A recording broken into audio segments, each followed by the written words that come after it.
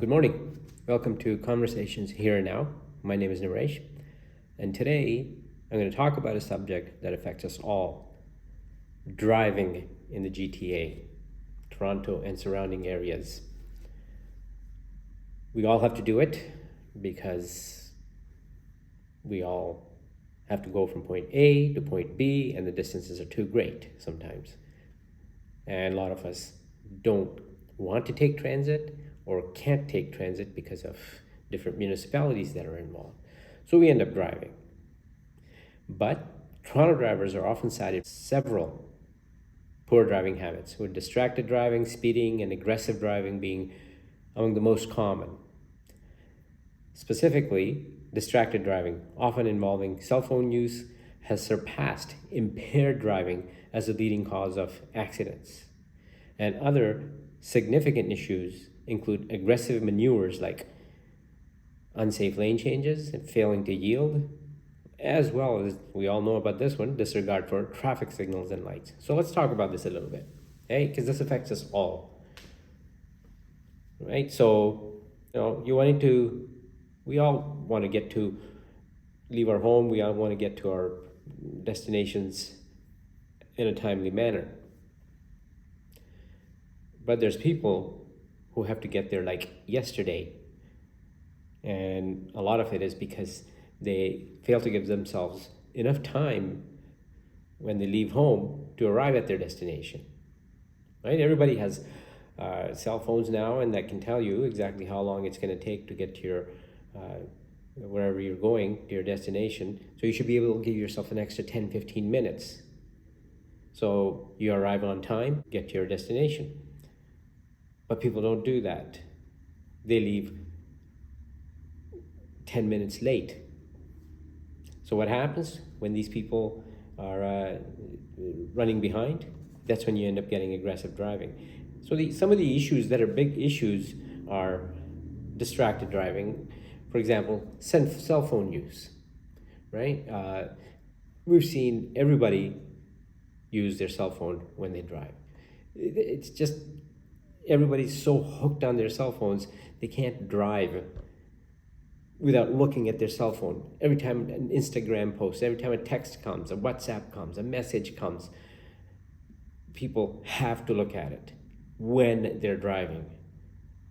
And you can see at every red light, if people stop at red light and you look around, everybody's on their cell phone, got their heads down. So in Ontario, using a handheld cell phone while driving is illegal, okay? And that means while stopped at a red light or a stop sign even. I've seen both. So the penalties for that are pretty severe. The danger, of course, I'll talk about it in a second, but the penalties are, for the first offense, first conviction is a fine of $615, not up to $615, 3 demerit points, and a 3-day license suspension. Pretty hefty, right? Second conviction is a fine of up to $2,000, 6 demerit points, 7-day license suspension. Third conviction, fine of up to $3,000, 6 demerit points, and a 30-day license suspension. So you can see, just from this point of view, why it's important to not use your cell phone. If you have to talk, take a call, use Bluetooth. Most new cars have Bluetooth in their radios built in their entertainment info centers. So, yeah, everybody's got these big entertainment info centers in their cars now. So they all have Bluetooth, all of them. And if you don't have it, if you're an older car, you can go to electronics store and get a Bluetooth that connects to your phone and put it on your dash somewhere, so you can talk completely hands off, right? So just don't be taking your text messages. Some of the newest cars, the text message comes right on your infotainment, and you can answer it using Alexa, Siri, whatever it is that you have in your car. But the fact remains, there are hundreds and hundreds of people, thousands of people every day that use cell phone when driving. they will drive with one hand. We've all seen it, and they're checking their phone, flipping through it, with the other hand. And that's when collisions happen, because you don't see what's happening in front of you. You don't see a car that's stopped in front of you or slowing down in front of you, and bam, you end up rear-ending them. Or you may not see a pedestrian that's for some reason jumped out on the road. That's even worse. So you see why it's become even more dangerous than impaired driving. And this is something that can be definitely avoided. Just wait till you get to wherever your destination is to check your text messages. You cannot even touch your phone while you're driving. That's how dangerous it is, right? So please, let's not do that. It is a leading cause of accidents and fatalities now. Speeding. You're driving. I've seen it so many times. People are driving. I myself am driving. Let's say if it's 60 zone, I'm going at 70. Somebody's coming up right behind me at 80 to 90. Really? Like, you're in that much of a hurry that you get right up to my bumper? Where am I gonna go? I've got cars in front of me. Where am I gonna go? Climb on top of the other car? Right? Significant number of Toronto drivers admit to speeding, with some even exceeding the speed limit on residential areas where it's 50 kilometers per hour. You got kids playing, people crossing the roads, bikes. Nope, gotta go at 80 to 90. I've seen this, everybody's seen this. Speeding reduces reaction time and increases the risk of collisions. On the highways, you're in the HOV lanes or left lane, and you're going at maybe 115 to 120. 120 you're going, somebody comes up behind you going at 140 to 150. And they're right up your bumper. They're right at your bumper at highway speeds. That's a recipe for disaster. If you do that to me and I have to stop suddenly for some reason, that's a collision, 100%. There's no way to stop to avoid hitting my bumper. Aggressive driving. Unsafe lane changes, cutting off other drivers, failing to signal, and making sudden lane changes.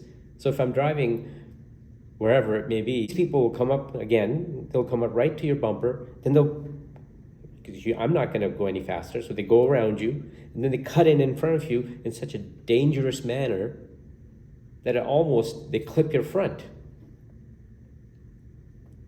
And what does that cause with some people? Some people get pissed off, and that causes road rage. Then they're following each other, cutting each other off, and causing a dangerous driving environment for everybody around them, which is unsafe lane changes. Tailgating, following too closely, is also a form of aggressive driving, of course. And I've said that already. These people think you should be going at the speed they want to go to. Honking and gestures. Excessive horn use and rude gestures can escalate road rage, as I just mentioned. And these actions of unsafe lane changes, tailgating, can lead to collisions, road rage incidents, and general frustration for other drivers. So first we have distracted driving using cell phone, and there could be other distractions as well. When you're driving, you're adjusting your radio or talking to your passenger, trying to eat, drink a coffee at the same time. A car is for going from point A to point B to get you there safely. It is not, you can sit and have your breakfast in the car while you're driving. A coffee's probably okay, but anything more, and you get distracted, right? Then you had speeding, as I said. People are speeding everywhere. People are speeding in school zones. And you got clear blinking lights saying, school zone is 40 kilometers per hour. There's kids there walking on the sidewalk.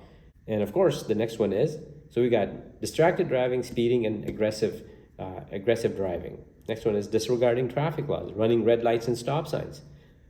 And man, running red lights, that's just out of control now. The light changes from amber to red, and you're planning to take a left turn. That's dangerous. You got to wait. because that person coming from the opposite direction is probably not going to stop. They're going to go right through even after it changes from amber to red. I've seen it many times. The other side, the lights have changed green and there's still people coming through. They're in such a rush. They don't want to stop. Traffic lights are too much, right? You got to get to you where you're going. Or they're speeding so much that they can't stop. If it's a light in a 60 kilometer per hour zone and you're doing 90 to 95, you're not going to be able to stop in time. You're going to go through. And the collisions that happen when somebody's making a left turn, somebody's coming in the opposite direction, coming straight, and they run a red light, the collision is a horrific collision. People get seriously injured. People die. For what? To save 2 minutes? Stop signs in residential areas, any stop sign, but especially in residential areas. People blow them all the time. Nobody's saying, you have to come to a full stop, okay? Full stop at a stop sign. People just don't do that anymore. Or people think, okay, they're coming up to a stop sign. Oh, there's nobody on the other side, so they can just blow right through it. No, that's not acceptable. There's a reason why the stop signs are there. And of course, this kind of stuff causes collisions. Other bad habits: failure to signal, not using turn signals, makes it difficult for other drivers to anticipate your actions.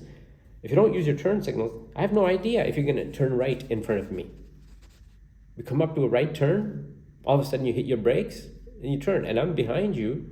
Even though I'm a safe distance behind you, it still kind of surprises you and say, hey, you could have signaled. Impaired driving is a very serious issue, but I'm not, that's a category on its own, which I'm not going to cover here, but nobody should be driving impaired at all. If you've been drinking at wherever you are, party, bar, restaurant, take an Uber. I'll go over the consequences of impaired driving in another session, but call somebody, take an Uber, leave your car there, lock it up, leave it there. That's all I'm going to say about impaired driving. So to improve road safety in Toronto, it's crucial for drivers to stay focused on the road. Avoid all distractions, especially cell phone use. That is absolutely so prevalent now. Everybody's checking their cell phones when they stop. Obey speed limits and traffic laws. Driving at a safe speed and respecting traffic signals is essential. Be courteous to other drivers. Avoid aggressive behavior and practice safe lane changes. Driving is a privilege. It's not a right. It's a privilege. Yield the right of way when necessary. This helps prevent collisions and promotes a smoother flow of traffic. So, people don't realize when they do it. A lot of them are younger people generally. That's why insurance rates are so much higher for younger people. What people don't realize is when you get caught in these, driving, whether it's distracted driving, speeding, aggressive driving, and collisions happen, or you get caught, police stop you, get a ticket, guess what? Insurance company is going to jack up your rate. There is no two ways about it. They all get to look at your record now when they renew your insurance. And if they see a cell phone ticket there, guess what? Your rate's going up. They see a speeding ticket, oh yeah, it's going, even though it was reduced. Let's say you're speeding, you're going at 90 in a 60 zone, and the officer was nice enough to reduce it to 15 over. So you don't get points, and fine is much less. But guess what? The insurance company sees it, boom, insurance rate's going up. You get a ticket for running a red light. Not only are you going to pay the $325 fine, and includes 3 demerit points. Insurance company sees that, and guess what? Goodbye, whatever decent amount of insurance you're paying. They're going to jack it right up, and you can shop insurance all you want. They're all going to see your abstract, and they're going to give you your. So for that 15 seconds of crappy driving, you're going to suffer for years. Worth it? Absolutely not. So say you're speeding or you're doing unsafe lane changes, aggressive driving, and you get involved in a collision. Guess what? A, you're gonna hurt somebody, or you could kill somebody. You're a pedestrian. Every day it's in the news, collisions happening. Every day. And once that happens, if you get charged with careless driving, guess what? The penalty for careless driving in Ontario, okay, it can range from $400 to $2,000, right? So with 6 demerit points. And if you get charged with careless driving, you're more likely than not, you're gonna fight it, you're gonna go to court, that time has to be taken off, you may have to hire a lawyer or a paralegal, that costs money, and even if the Crown attorney is nice enough to bring it down to a lesser charge, the insurance company is still going to see it. They're still going to see it, and your insurance rates are going to go up. So is it really worth it? No, it's absolutely not worth it that you put people's lives in danger, okay? You drive in that manner for yourself, it's not worth it because you can get a ticket, and you can involved in a collision, and your insurance rates go skyrocket. Not to mention that nice Mustang or whatever it is that you're driving gets damaged badly if you're involved in a collision. Okay? So, and why is it people in Toronto are driving in this manner? One of the biggest reasons is that people don't give themselves enough traveling time for where they're going to, right? They have to leave at the last second, or if not 2 or 3 minutes late, and then they have to get there at time because it's a job. You gotta, be there at time. Your boss is gonna be mad. You gotta punch in whatever it may be. You have an appointment, doctors, whatever the appointment is, or wherever you're going. You gotta get there, and guess what ends up happening? People go. We've all seen this. They go in and out of traffic like they're driving in the Indy 500. Nobody driving on that road has that type of driving, how should I say, instruction where you can drive like that. We all have taken just normal driving lessons. None of those teach you how to drive like an Indy 500 driver. You can't drive like that and not get into a collision. It's going to happen.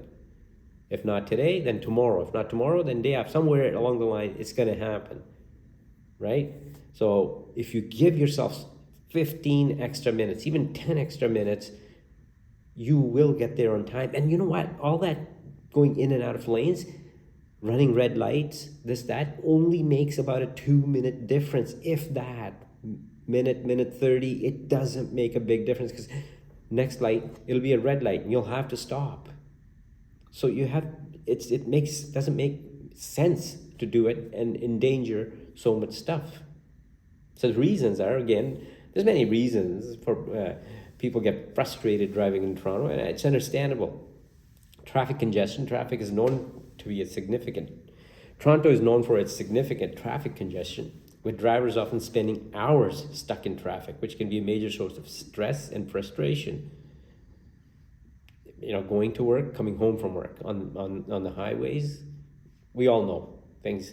A little something causes an accident, something happens on the highway, and guess what? The traffic's just backed right up. But instead of getting frustrated, stay calm, take a deep breath. Frustrated is not going to get you where you're going faster. Yeah, you're going to be late now, but it is what it is. There's nothing you can do about it, right?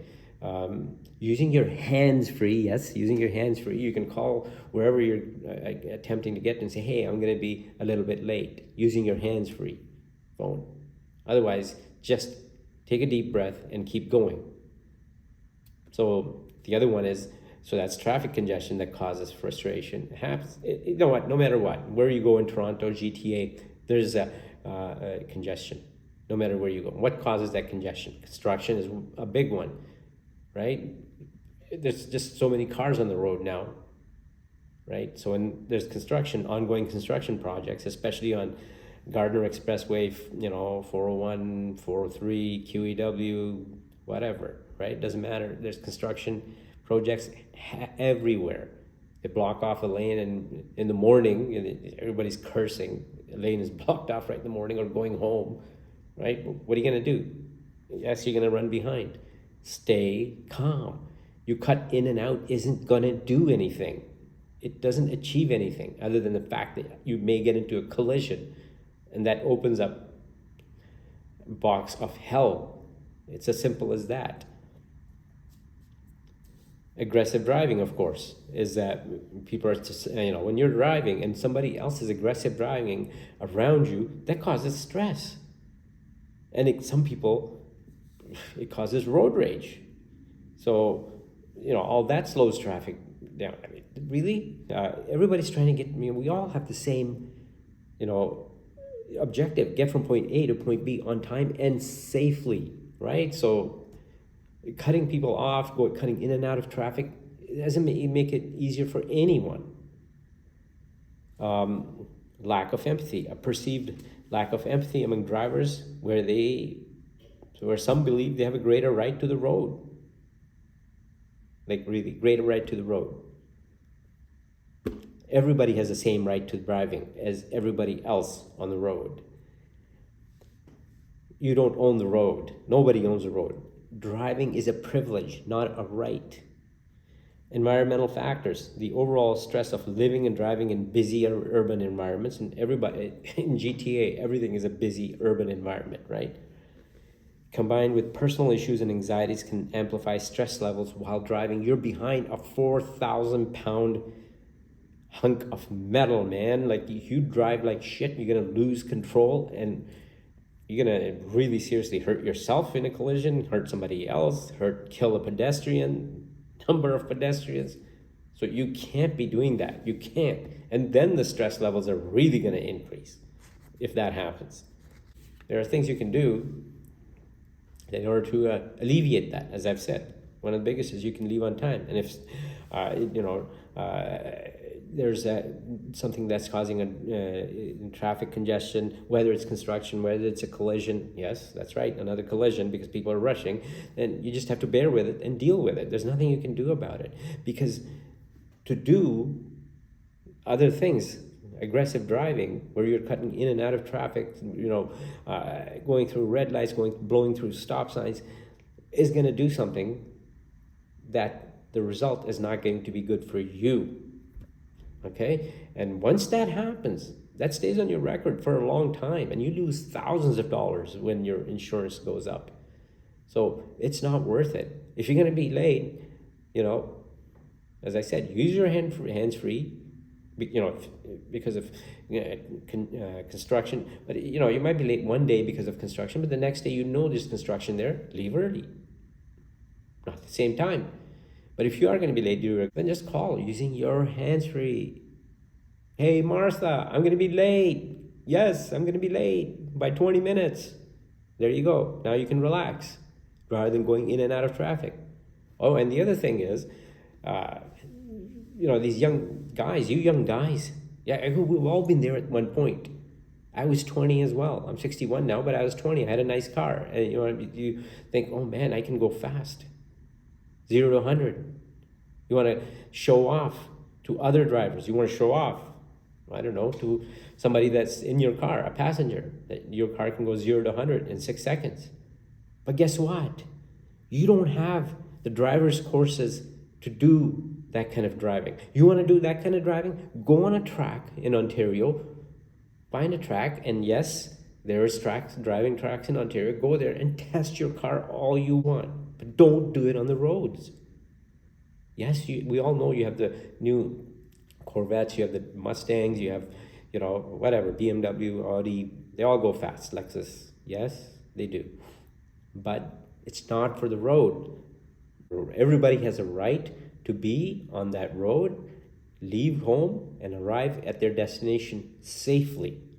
Okay? So let's do our best to stay calm while driving and get to where we're going to. Okay? Thank you very much. If you like what I said today, leave a comment. If you don't like what I said today, leave a comment. Please comment. If you like what I said, hit the like button. Please subscribe. Okay? And share it with your friends. Thank you. Have a good day.